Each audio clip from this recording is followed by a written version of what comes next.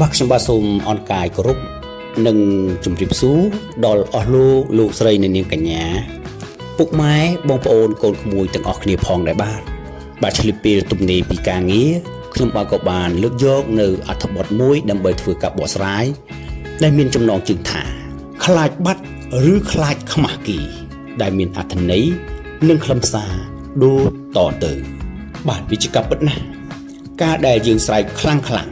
វាមិនមែនជារឿងដែលល្អនោះទេតែជួនកាលវាក៏ជារឿងដែលចាំបាច់បំផុតដែលយើងត្រូវតែធ្វើដោយខានមិនបាន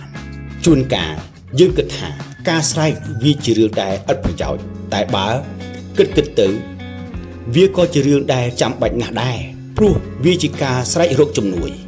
ឲ្យអ្នកដទៃបានដឹងបានឮហើយគេជួយយើងមិនថាបាត់កូនឬត្រូវចោលឆក់ប្លន់នោះទេការស្រែកនេះបានបង្កើតនៅប្រតិកម្មវិជ្ជមានមួយដែលអាចធ្វើឲ្យអ្នក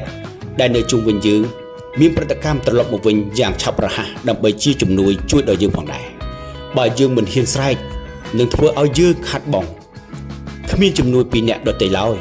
បើយើងមិនស្រែកគ្មានអ្នកណាម្នាក់បានយល់អំពីបំណងនិងទុក្ខកង្វល់ទុក្ខលំបាករបស់យើងដែលកំពុងតែប្រឈមមុខនោះទេដូច្នេះការស្រែកពិតជាធ្វើឲ្យយើងទទួលបាននូវលទ្ធផលភ្លាមនៅពេលដែលយើងជួបបញ្ហាត្រូវការជំនួយជាបន្ទាន់នោះអ្នកដែលយើងចង់រកជួនកាលនៅក្បែរយើងបើយើងមិនស្រែករកយើងនឹងខ្វៀងគ្នារកគ្នាមិនឃើញក៏មានដែរមិនតែប៉ុណ្ណោះ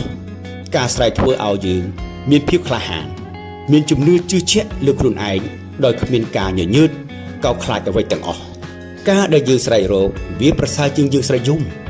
ការដែលយើងស្រែករកវាប្រសើរជាងយើងស្រែកស្ដាយក្រោយមានតែមនុស្សចោលមិនសិទ្ធិដែលលាក់មុខនិងមិនព្រមក្លាហាននៅពេលដែលរងការឈឺចាប់អ្វីមួយកាត់ឡើងចំពោះខ្លួនបាទជាចុងក្រោយនេះខ្ញុំបាទក៏សូមថ្លែងអំណរគុណយ៉ាងជ្រាលជ្រៅដល់អស់លោកស្រីនិងនាងកញ្ញាពុកម៉ែបងប្អូនកូនក្មួយទាំងអស់ដែលបានចំណាយពេលវេលាដ៏មានតម្លៃមកតាមដានទស្សនានៅការបកស្រាយនៅអត្ថន័យនៃអត្ថបទនេះតាំងពីដើមរហូតដល់ចប់ហើយក៏សូមជូនពរដល់អស់លោកស្រីនិងនាងកញ្ញា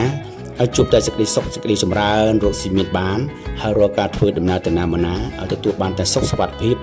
ទាំងទៅទាំងមកបាទសូមអរគុណសូមជម្រាបលា